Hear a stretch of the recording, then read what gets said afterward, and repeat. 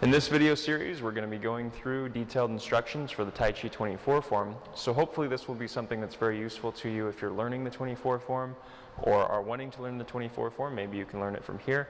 It's always best to learn it from an actual instructor, but if you don't have one in your area, I hope that this is a very useful tool for you to be able to learn this form. Now, before you begin learning this form, I highly recommend that you go to the stepping sets and line drills playlist that I have for Yang basic movements, Yang style Tai Chi basic movements, and learn as many of those as you can, because a lot of those movements are exact movements that we do in this form. And if you get those down really well, then this form will be a breeze for you. But if you're not used to those movements, then this form will seem a lot more challenging. In case you're wondering what the Tai Chi 24 form is, most people are pretty familiar with it if they're familiar with Tai Chi at all. But if you're new to Tai Chi, or if you're just not sure what it is, it's basically a simplified form. So that doesn't mean that it's not as good of quality as the traditional long form, or that it's not useful. It basically just means that they took a lot of the repetition out of the long form, and they focused on some of the more key movements of the form.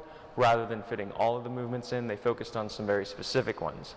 So you won't see all the movements in this form that you would see in the long form, but you also won't see all of the repetition in this form that you would see in the long form. Part of the reason that they made this simplified form was in tournaments, if you had people doing the long form, then it would take a very long time for competitors to get through, and for them to be able to assess someone's Tai Chi skill. They didn't need to see the entire long form. They just needed to see some of the key movements of Tai Chi, and they could really assess someone's skill from that. Another reason that kind of fits with that particular reason for why they made this form is that when you watch Tai Chi long forms, a lot of times they're similar, but you see a lot of differences in them, mainly because as teachers branched off from their teachers and their students branched off from them, you start to see a lot of variations within the forms. So if you standardize a form, then it's a lot easier to know what's supposed to be in that form, instead of saying, well, did this person mess up with that, or was that how their form's done? So it kind of helps standardize the form. Now, even though it is a standardized form, you do see a lot of variations in the 24 form. So part of that reasoning kind of got lost in it, but for the most part, it's the same form across the board. I've learned about 5 different versions of the 24 form, just from various teachers that I've trained with, and each one of them is very similar, but each one has its subtle differences.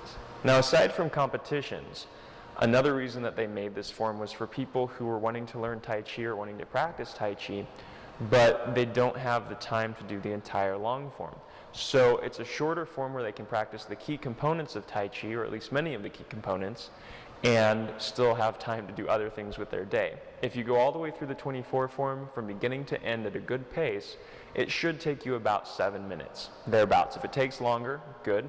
You don't really want to go too much shorter than 7 minutes though. So as you go through, you should expect about 7 minutes for each time you go through the form. Well, I hope you find the videos in the series very useful for you as you're practicing the 24 form or while you're learning the 24 form.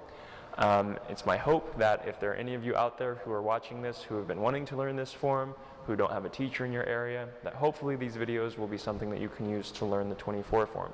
And for those of you that do have good instructors in your area, maybe these videos will give you some other ideas of ways that other people do the 24 form, and just kind of give you some new thoughts, maybe produce some new questions that you can ask your master. At any rate, I hope you thoroughly enjoy this series, and I hope it helps you immensely in your training. Thank you so much for watching.